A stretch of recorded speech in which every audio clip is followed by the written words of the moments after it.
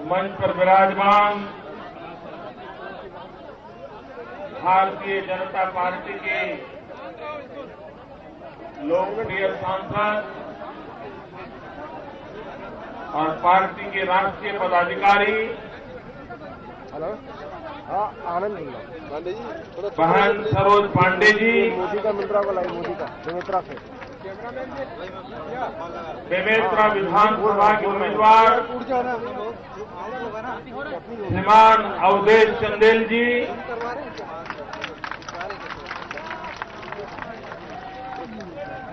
साझा के उम्मीदवार आगे कर दो ना, हम सबके साझा मित्र लालचंद बाफना जी, नवागढ़ के उम्मीदवार हम सबके परखे हुए श्रीमान दयालदास बघेल जी, मंच पर विराजमान भारतीय जनता पार्टी के सभी वरिष्ठ नेतागण और विशाल संख्या में पधारे हुए बेमेतरा के नागरिक भाइयों और बहनों, मैं छत्तीसगढ़ में बहुत बार आया हूं। यहां के सभी जिलों में मुझे जाने का सौभाग्य मिला है। भूतकाल में तब मैं मुख्यमंत्री नहीं था, संगठन का काम करता था, लेकिन बेमेतरा जिला नया बनने के बाद मैं आज पहली बार आया।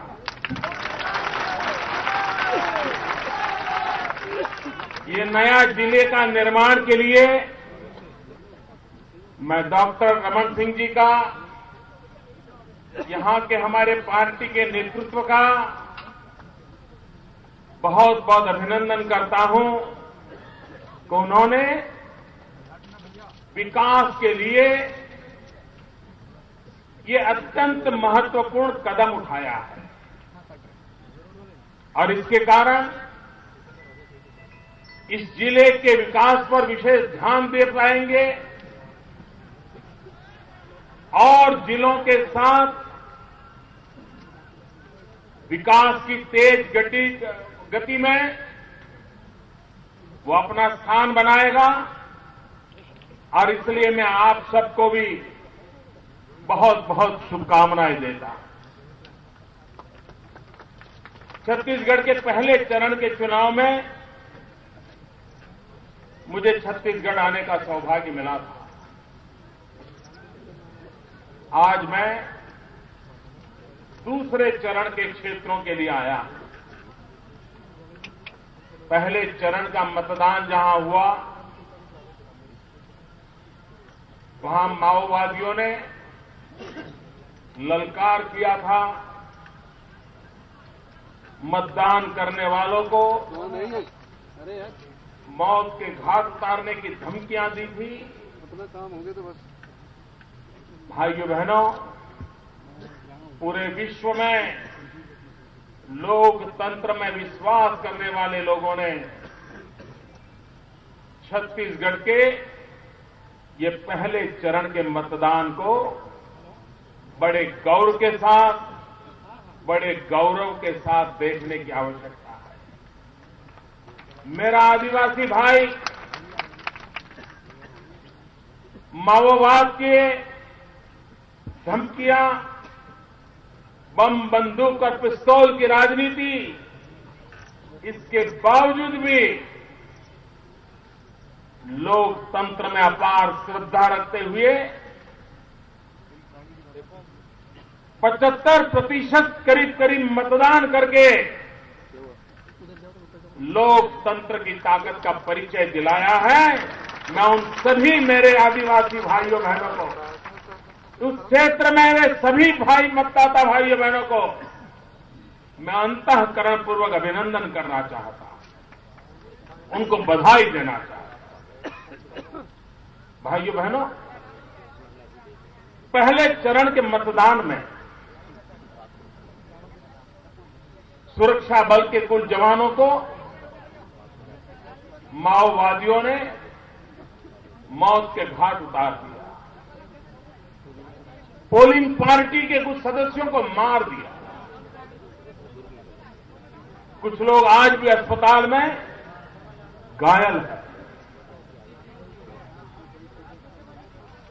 ये माओवादियों ने हमला बोल करके जिन्हें मौत के घाट उतारा है, वे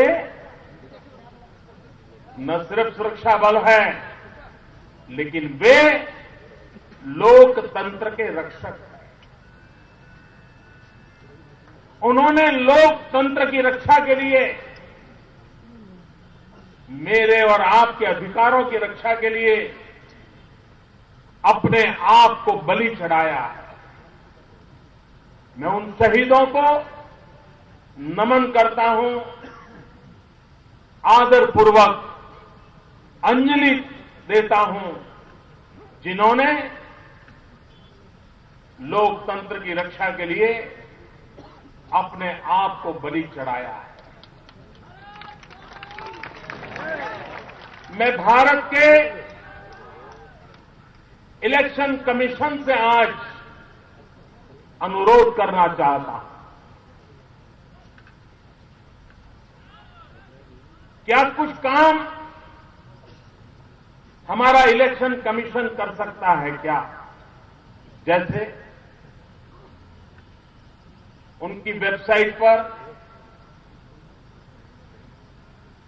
एक विशेष प्रकार का चैप्टर शुरू किया जाए और जिसमें लोकतंत्र को आबाद रखने के लिए चुनाव प्रक्रिया को सुचारू रूप से संपन्न कराने के लिए जो बलिदान दे रहे हैं, उनका पूरा ब्यौरा वेबसाइट पर रख करके उन शहीदों का हमेशा स्मरण हो, देश और दुनिया उसको देखें, उसका प्रबंध करना चाहिए। दूसरा मेरा इलेक्शन कमीशन से आग्रह है कि हर वर्ष 24 या 25 जनवरी को भारत का चुनाव आयोग एक बहुत अच्छा काम करता है। चुनावी प्रक्रियाओं को अच्छे ढंग से चलाने वाले लोगों का सम्मान होता है। मतदाता दिवस के रूप में बड़े गौरव के साथ इसको मनाया जाता है। इलेक्शन कमीशन ने एक अच्छी शुभ शुरुआत की है। मैं आज उनसे प्रार्थना करना चाहता हूं कि आप ये जो अवसर का महात्म्य देखते हुए उसे मनाते हैं, क्या आने वाले दिनों में साल भर में लोकतंत्र के लिए, चुनाव प्रक्रिया के लिए जो जो शहीद हुए हैं, उस दिन उनके परिवारजनों को बुला करके ये लोकतंत्र रक्षकों का मरणोत्तर सम्मान करने का प्रारंभ करना चाहिए। उनको विशेष अवार्ड देना चाहिए ताकि देश में जितना महत्व मत देना है, जितना महत्व चुनाव जीतना है, उससे भी ज्यादा महत्व लोकतंत्र की रक्षा के लिए अपने जी जान की बाजी लगाना है। ड्यूटी पर रह करके काम करना, ये उससे भी बड़ा काम है। और इसलिए प्रथम चरण के मतदान के बाद जब आज पहली बार आया हूं, तो मैं इस पूरी प्रक्रिया को करने वाले सभी का गौरव करता हूं, उनका अभिनंदन करता हूं और फिर एक बार शहीदों को प्रणाम करता हूं। भाइयों बहनों,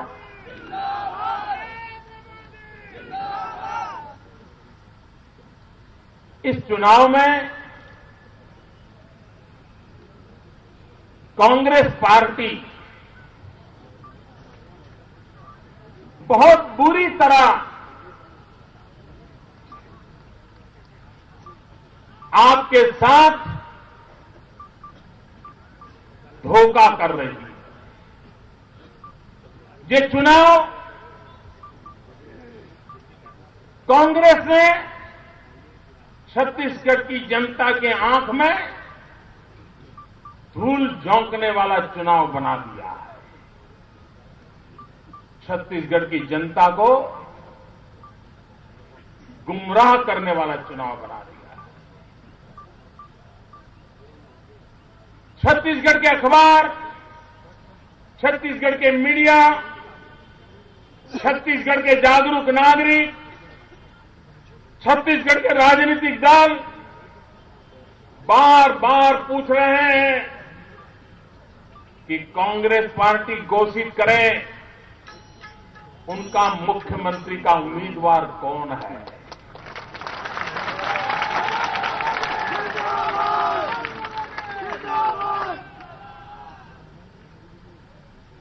मैं हैरान हूं।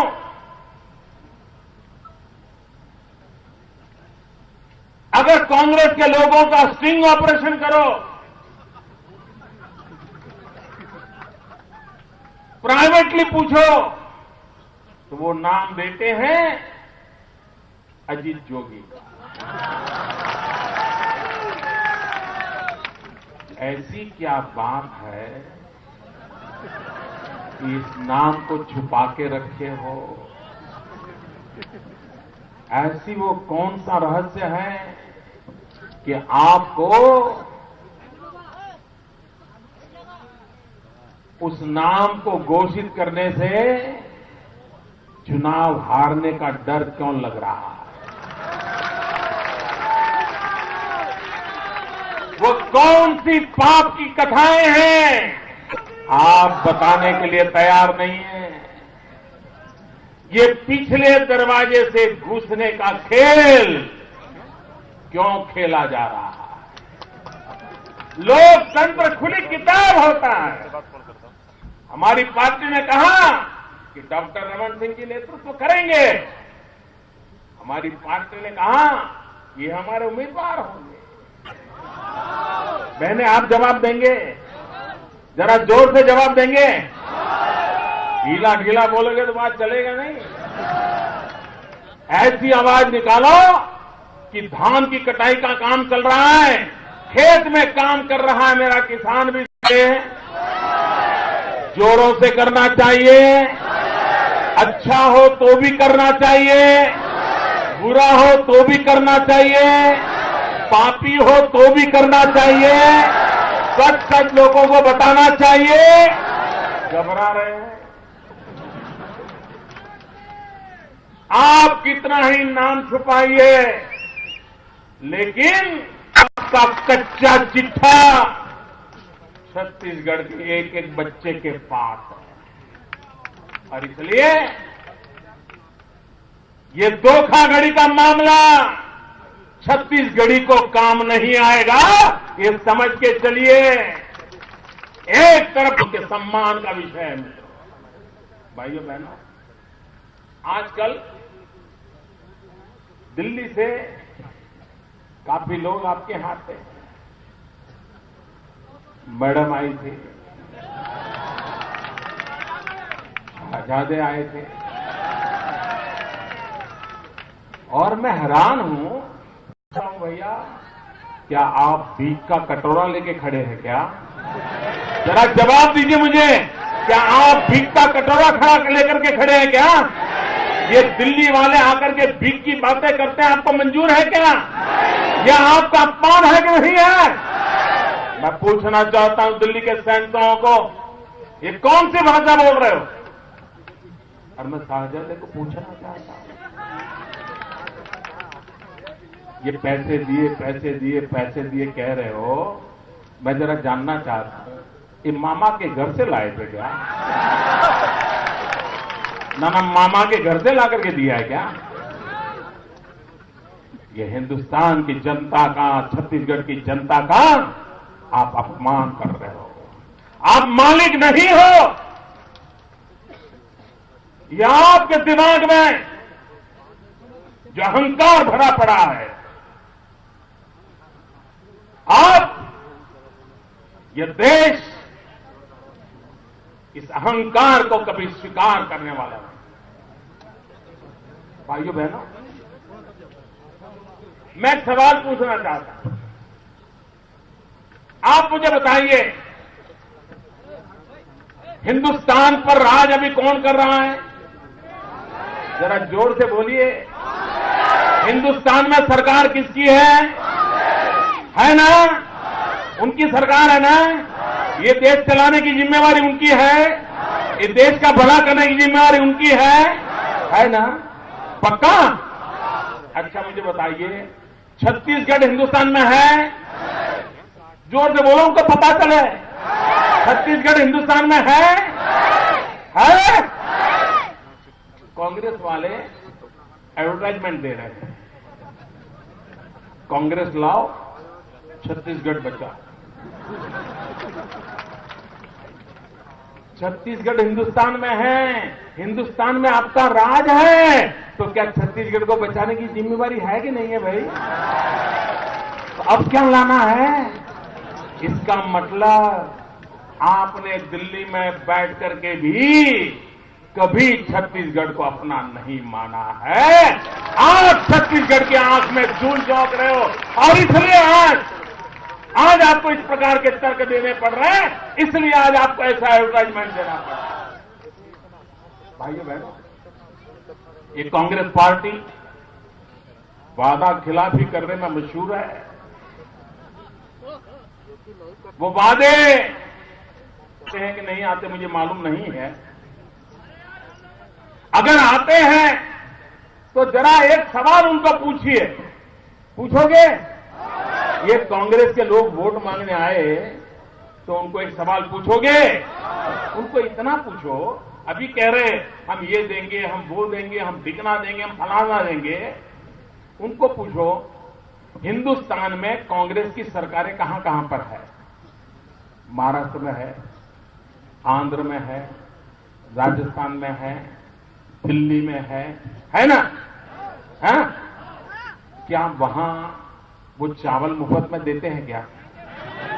जरा बताओ ना, देते हैं क्या?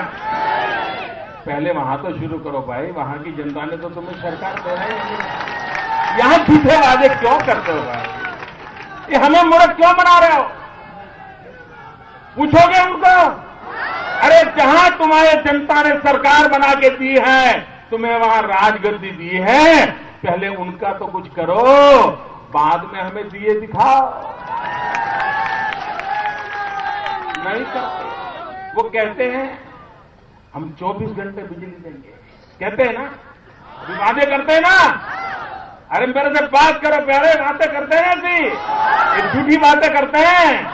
मैं पूछना चाहता हूं, कांग्रेस की हिंदुस्तान में जितनी सरकारें हैं, एक सरकार है क्या मैडम जी बैठी हैं, जहां शहजादे बैठे हैं? अरे आपके घर में भी 24 घंटे बिजली आती है क्या? किसी कांग्रेसी राज्य में 24 घंटे बिजली आती है क्या? ये पूछोगे? भारतीय जनता पार्टी की गुजरात में सरकार है, वहां गांव में हर घर में 24 घंटे बिजली देते, 24 घंटे बिजली देते। अगर आप में कोई दम हो मैडम, आप बीमार हैं, तो आपके बेटे को काम दो,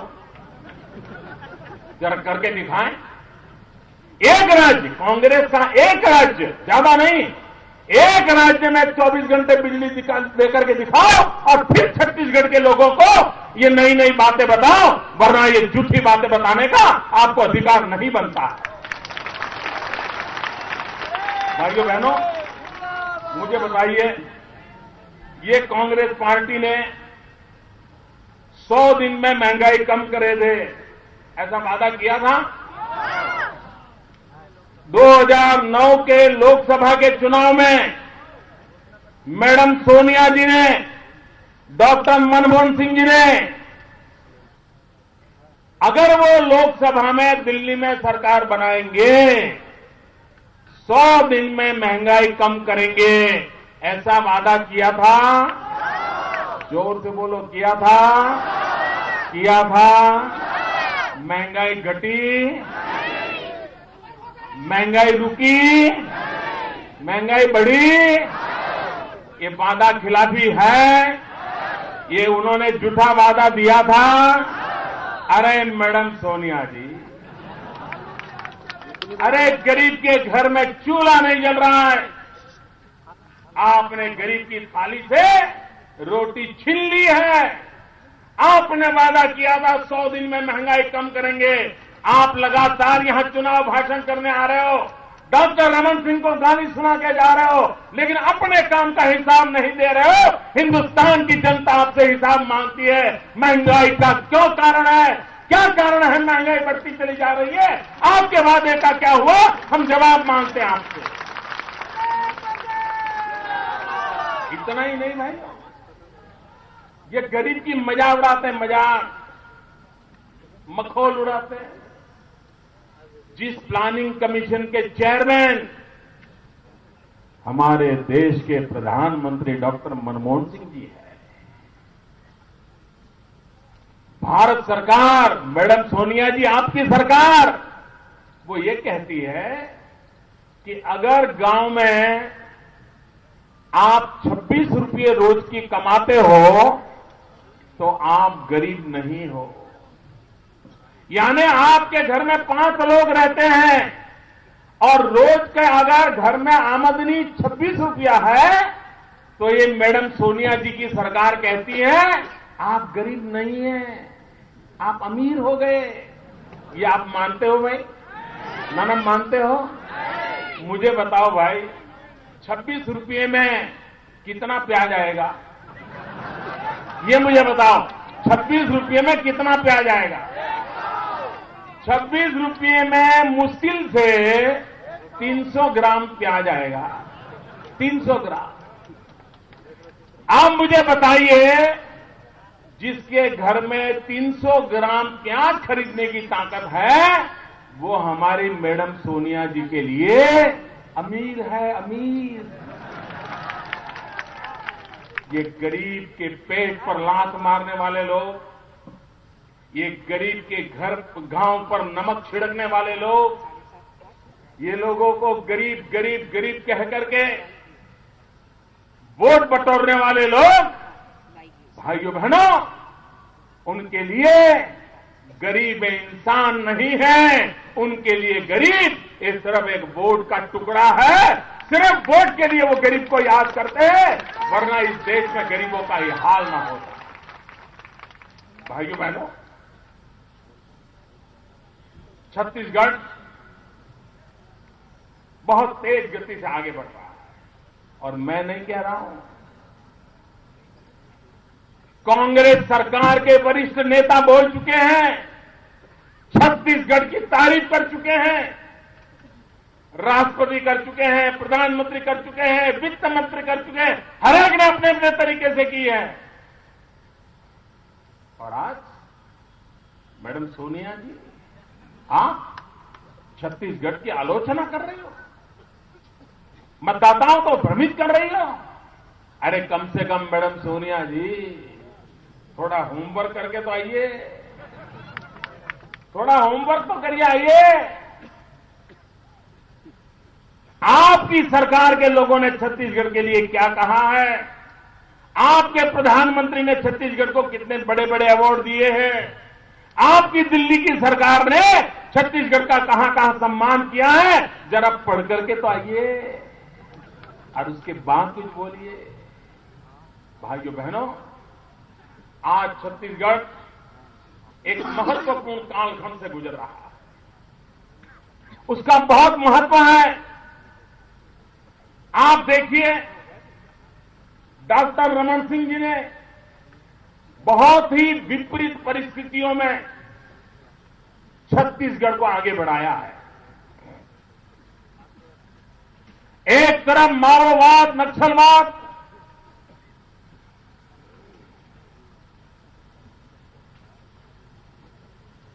एक तरफ माओवाद, नक्सलवाद जो छत्तीसगढ़ को तबाह करने पर तुला हुआ है, और दिल्ली में बैठी हुई सरकार माओवाद नक्सलवाद के खिलाफ लड़ने का उसमें हौसला नहीं है, हिम्मत नहीं है। उसके दोस्ती की भाषा बोलते रहते हैं और पिछले दरवाजे से उनके साथ समझौता करके के चलने वाले लोग हैं। भाइयों बहनों, रमन सिंह उसके खिलाफ पहाड़ की तरह खड़े हैं, ताकत के साथ। छत्तीसगढ़ के निर्दोष लोगों को बचाने के लिए जो भी संसाधन उनके पास है उसको लेकर के वो लड़ाई लड़ रहे हैं। दिल्ली की कोई मदद के बिना वो लड़ रहे हैं। दूसरी तरफ दिल्ली में ऐसी सरकार है जो छत्तीसगढ़ का भला देखने के लिए तैयार नहीं है। उनको लगता है कि जितना जल्दी छत्तीसगढ़ बर्बाद हो ऐसे ही कुछ करो ताकि उनकी सरकार आ जाए। क्या सरकार के लिए छत्तीसगढ़ की जनता को दंडित करोगे क्या? क्या छत्तीसगढ़ की जनता भारतीय जनता पार्टी को बार बार जिताती है इसलिए यहां के विकास के अंदर रोड़े अटकाओगे? भाइयों बहनों, छत्तीसगढ़ की जनता को मैं कहना चाहता हूं, डॉक्टर रमन सिंह को मैं बधाई देना चाहता हूं कि दिल्ली में 10 साल से रोड़े अटकाने वाली सरकार होने के बावजूद भी उन्होंने प्रगति की बागडोर संभाली, प्रगति की यात्रा को आगे बढ़ाया है। भाइयों बहनों, अब बुरे दिन जाने के दिन आ गए हैं। ये 10 साल का कठिन समय जो दिल्ली की सरकार के कारण छत्तीसगढ़ को परेशानियां झेलने पड़ी, उसका भी अब अंत आने वाला है। 2014 में दिल्ली में सरकार बदलने वाली है। दिल्ली में भारतीय जनता पार्टी की सरकार बनेगी, एनडीए की सरकार बनेगी। भाइयों बहनों, छत्तीसगढ़ को 10 साल विपरीत परिस्थिति में काम करना पड़ा है। अब छत्तीसगढ़ में भाजपा की सरकार हो रमन सिंह जी की और दिल्ली में भाजपा की सरकार हो, दोनों की मदद मिले। आप कल्पना कीजिए कितनी तेजी से छत्तीसगढ़ आगे बढ़ेगा। और इसलिए मैं कहने आया हूं, इस बार कोई गलती मत करना। अब तो आपको फायदा है, यहां भी आपकी सरकार होगी, दिल्ली में भी आपकी सरकार होगी, आपका भला करने वाली सरकार बनने वाली है। और इसलिए मैं कहता हूं, अब विकास की संभावनाएं बढ़ने वाली है। और इसलिए आपसे मेरा आग्रह है कि आप 2014 में जब दिल्ली में नई सरकार आ रही है, देश की जनता ने फैसला कर लिया है, इस सरकार को, दिल्ली की सरकार को निकालने का फैसला हो चुका है जनता के मन में। और इसीलिए तो सारे ओपिनियन पोल पर रोक लगा रहे हैं। कितने डरे हुए हैं जी, कितने डरे हुए हैं। मुख्यमंत्री का नाम डरने में डर लगता है, ओपिनियन पोल आ जाए उसमें डर लगता है।